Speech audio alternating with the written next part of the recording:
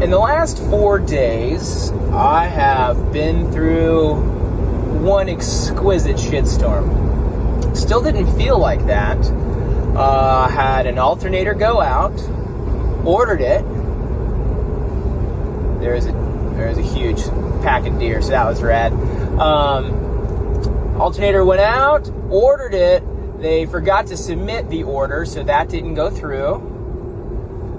And then I sat in a Ford dealership with my van taken apart, slept at a Ford dealership in my van,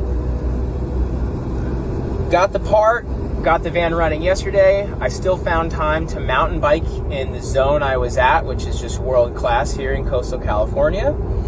I woke up this morning. I was on the Golden Gate Bridge, just cruising through for a little light sunrise around 6 a.m. Then I hit major traffic north of the city due to a car crash.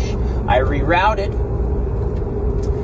Then I got in logging traffic, rerouted again. And I'm still going to be on time this morning to do a trail ride with my buddy Jamie in the Redwoods. We're going to get the bikes out, get them a little dirty, and have some fun.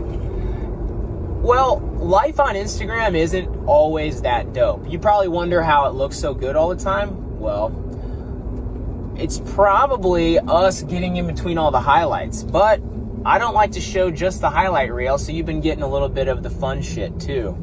But it's typically a little bit of a mindset that gets you back to the highs. Absorbing the lows, reassessing, strategizing, executing a new plan.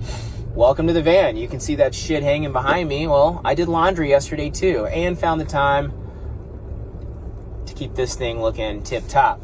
But there is a lot more to it than that. It's a good support crew and the little hacks and tidbits in between.